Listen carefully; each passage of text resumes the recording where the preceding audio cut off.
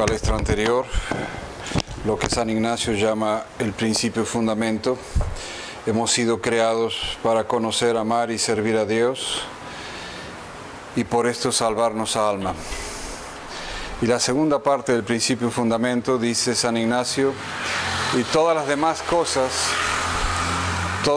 cosas han sido creadas para que ordenadas nos lleven a ese fin. Entonces, todas las otras criaturas, en tanto y en cuanto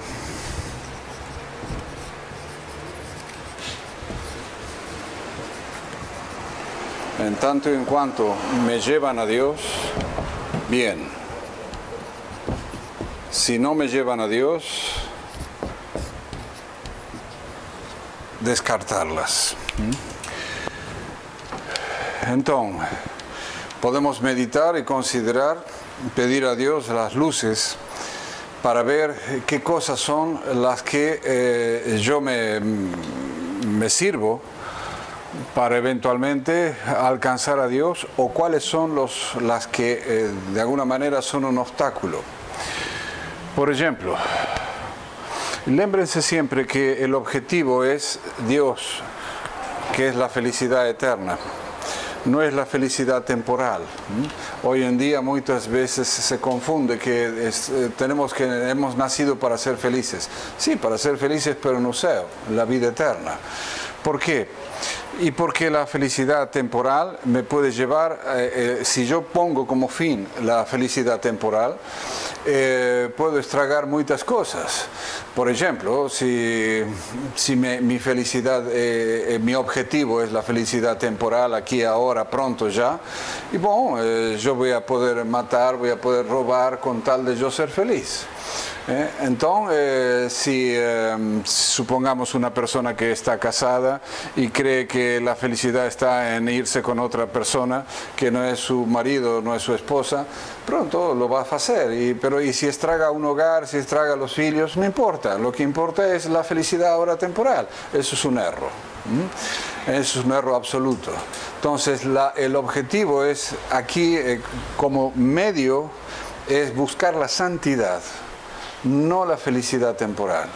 Y el objetivo final es la felicidad eterna, o sea, la felicidad de estar con Dios eternamente. Mas el demonio se encarga de atrapallar este fin último que es Dios, y de ponernos medios como si fuesen fines.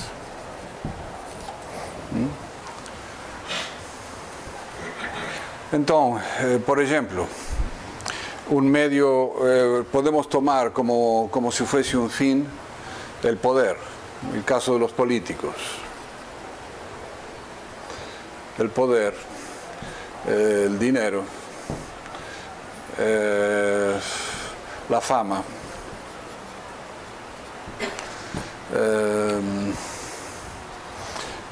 los afectos, las personas.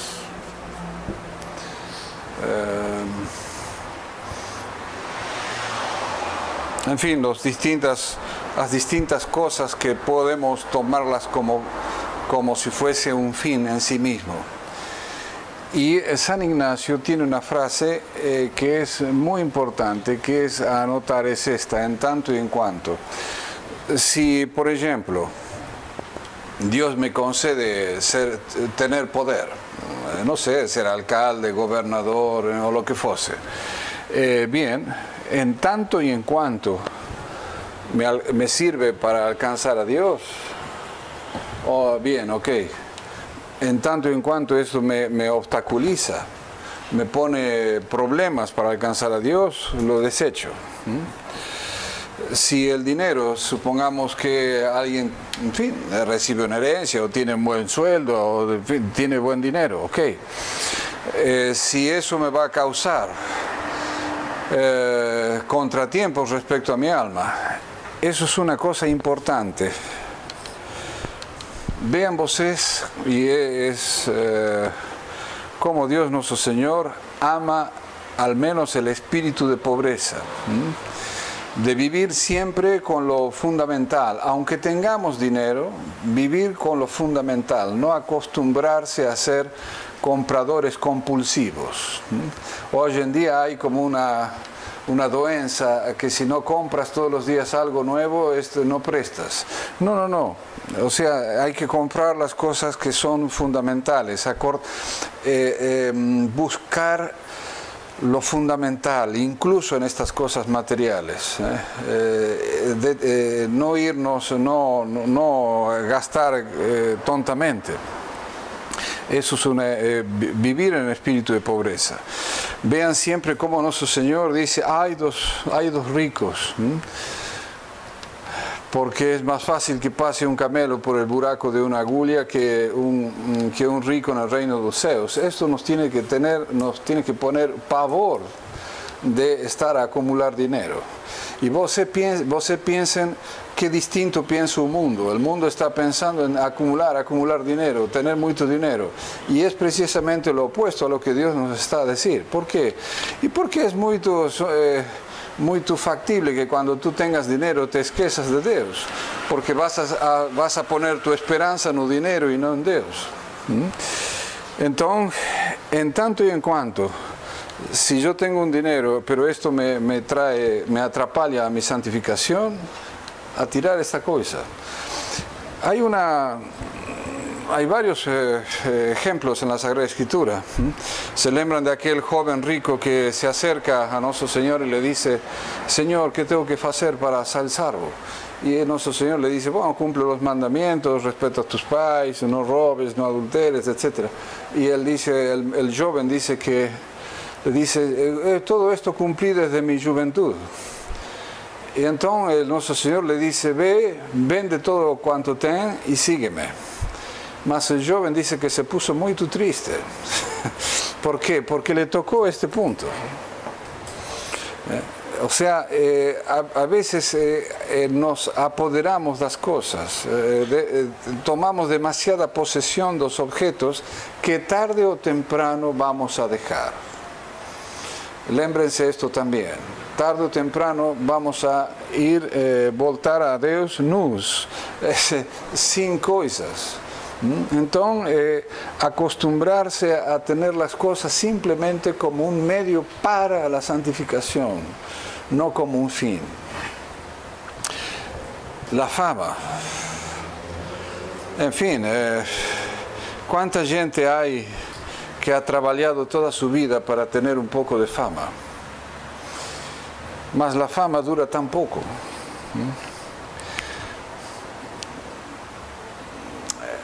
Siempre a veces podemos pensar en distintos personajes famosos que han pasado por la vida. Sí, ahora se me ocurre John Lennon, el famoso Beatle John Lennon. Creo que todos saben quién es. Mas dentro de unos pocos años ninguém va a saber quién es. ¿Por qué? Este famoso personaje que incluso él, John Lennon, dijo de que se habían consagrado al demonio para tener éxito, el grupo de los Beatles. Y el demonio les concede estas cositas, estas tonterías. Pero ¿de qué le valió a este hombre ser famoso? Incluso John Lennon fue el que dijo que ellos eran más famosos que Jesucristo. Jesucristo, lémbrense que divide la historia en un antes y un después de Cristo. John Lennon no dividió la historia. Y John Lennon dentro de unos pocos años ninguém se va a lembrar siquiera de él. Entonces, vean de qué le sirvió a este hombre esa fama. Pueden poner, por ejemplo, también gente poderosa. Estaba lembrándome, por ejemplo, de Truman. Ahora que están los presidentes americanos a bombardear cosas. Truman fue el presidente que mandó largar la bomba atómica en Nagasaki y Hiroshima. Este hombre que hizo temblar el mundo con su famosa bombita atómica. Y pocos se lembran de él en el sentido de lo malo que fue. ¿Y de qué le sirvió a Truman tanto poder? hace poco murió Rockefeller. ¿De qué le sirvió a Rockefeller tener tanto dinero? ¿Salvó su alma? Aparentemente no creo, porque si él es judío, imposible. Entonces, vean estas cosas. ¿De qué le sirve al hombre ganar el mundo entero si pierde su alma? Piensen siempre en esto. Cuando mañana tengan un trabajo, le ofrezcan un trabajo, le ofrezcan casarse con una persona X, no sé, tener tal o cual función, siempre piensen en tanto y en cuanto esto me sirve para mi salvación, óptimo. No me sirve para mi salvación, afuera. No gasten su tiempo. Cuiden esas cosas. La eternidad nos la estamos jugando momento a momento. Entonces no pierdan su tiempo en cosas que no son un obstáculo para nuestra salvación. Bien, respecto a las personas, ver si a veces nos tomamos afecto a personas. Y esto puede ser también un obstáculo para nuestra santificación. Si esa persona me lleva a mi santificación, estupendo, muy bien. Mas si esta persona me lleva a la perdición, me arrastra al vicio, etc., no presta. Esa persona también un día se va a morir. Y si esa persona es cómplice de mis pecados, vamos a odiarnos mutuamente en un infierno. Ojo. Entonces, siempre las personas que nos rodean, siempre pensar de que nos tienen que servir a nuestra santificación. Si no nos sirve a nuestra santificación, poner distancia. Bien. A esto también el demonio va a trabajar en decir, bueno, pero todas estas cosas, si las elijo mal, si pongo estos medios y los ordeno mal, igual Dios me va a perdonar, porque Dios es misericordioso. Lembren siempre que Dios es infinita misericordia, mas es también infinita justicia. Y en la Sagrada Escritura hay infinidad de factos que nos muestra la justicia divina. El diluvio, el castigo de Sodoma y Gomorra, en fin, el castigo de Judas. Como Dios abandona a Judas, por ejemplo. O sea, San Alfonso, hablando de estas cosas, la vamos a ver después en la meditación más a la tarde, dice que todas las cosas Dios las pone con número, peso y medida. O sea, Dios tiene un número determinado de pecados que va a soportarnos. Solamente Él sabe cuáles son, qué cantidad. Más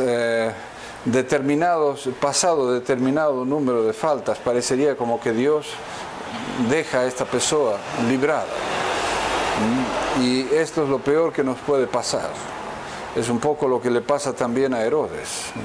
Ya vamos a meditar después cuando Cristo está ante Herodes, que la infinita misericordia ni siquiera oye a Herodes, cuando es llevado al juicio de Herodes. Entonces, eso muestra que Dios tiene sus límites también respecto a ejercer su misericordia. Que no es que te voy a perdonar por narices. En tanto y en cuanto no hagas algo por convertirte, Dios no va a obligarte a esto. Entonces, hacer esta consideración. La composición del lugar que podemos hacer para esta meditación es la del ciego de Jericó. Ustedes saben, el Evangelio cuenta que nuestro Señor estaba entrando a la ciudad de Jericó y había un ciego en la puerta. Y el ciego está a oír el barullo de gente que viene y pregunta qué está pasando. Y dice, es Jesús de Nazaret que está a entrar en la ciudad. Entonces el ciego empieza a gritar. Y dice, Señor, Hijo de David, apiádate de mí. Y le decía, no, cálate, no chatees. Y él gritaba más fuerte, Señor, Hijo de David, apiádate de mí. Al decir filho de David, ese cego estaba oleando mucho más de los que estaban con vista alrededor de nuestro Señor. ¿Por qué? Porque este cego está a reconocer, engrasado, está a reconocer la divinidad de nuestro Señor. Al decir filho de David está a decir al Mesías. Y las otras gente que estaban con la vista bien no prestaban atención de que estaban a seguir al Mesías. Entonces es por eso que nuestro Señor le hace el milagro. Le dice, ven, y que lo traen y le dice, ¿qué quieres que te hagas? Y entonces, ¿por qué le pregunta a Cristo al cego, ¿qué quieres que te hagas? Yo creo que era una pregunta evidente. No. Porque precisamente Cristo ya sabía que este menino estaba a ver mucho más que los otros, en razón de reconocer a su mesianidad. Mas de todos modos dice, ¿qué quieres que haga? Señor, que vea. Entonces dice, ve, tu fe te salvó. Le dice Cristo, bien, ok. Composición de lugar. Vamos a ponernos en el lugar de un cego. Vamos a sentir el barullo de la gente que pasa y imaginar a nuestro Señor que está rodeado de sus apóstoles y empezar a decir, Señor, filho de David, que vea. Más que vea qué. Que vea cuál es mi debilidad.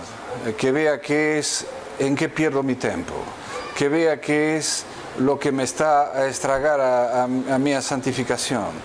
Que vea qué es lo que yo estoy a demorar, qué es lo que tengo que corregir en mi vida, qué es lo que tengo que poner más cierto, qué es lo que tengo que hacer para no perder tanto tiempo. En fin, ver qué es lo que necesito yo para santificarme, para salvar mi alma, para alcanzar a Dios. ¿Cuáles son las cosas que me están a poner obstáculo en el camino de mi santificación? A veces parece que creemos que tal o cual cosa es lo que podría ser nuestro defecto. Por ejemplo, supongamos, hay gente que dice, padre, yo no rezo mucho. Qué bien, está bien, habría que rezar más, ok. El problema es que quizás no es, digamos, por ejemplo, la falta de piedad. Quizás lo que sea en el fondo es un problema de pereza, de pigricia, o de desorden. No tenemos una vida ordenada, entonces no tenemos tiempo para rezar. Entonces ver qué cosa vamos a arranjar para poner las cosas rectas, para que sea nuestro trabajo espiritual más fructífero. Porque a veces es cierto que tenemos a Santa Misa, tenemos los sacramentos, tenemos a la Santísima Virgen, mas ainda estamos a veces mornos, mas ainda estamos incluso a veces hasta recayendo en faltas graves, etc. ¿Por qué? No es porque los medios no presten, es porque nosotros no prestamos. Entonces hay que ver qué es lo que no se hay que arranjar. Ver si tenemos también el suficiente espíritu de penitencia. Y ahora que estamos en el tiempo de pasión es importante de lembrar de esta cosa, la importancia de la penitencia. ¿Por qué? Porque la penitencia es lo que a mí me hace lembrar de que yo soy deudor de nuestro Señor y que tengo que hacer penitencia para pagar mis faltas. El que no hace penitencia es porque, bueno, no tiene ninguna dívida con Dios y acabó historia. Entonces, ¿para qué vas a hacer penitencia? El problema es que dice nuestro Señor, si no hacéis penitencia todos por igual pereceréis. Entonces, es importante este punto, a tener en consideración. Entonces, vamos a hacer esta bonita meditación, es fácil. Vamos a ponernos, tenemos el fin de la meditación y les pido que a las 7 alguien rece un verso, yo voy a estar para confesar.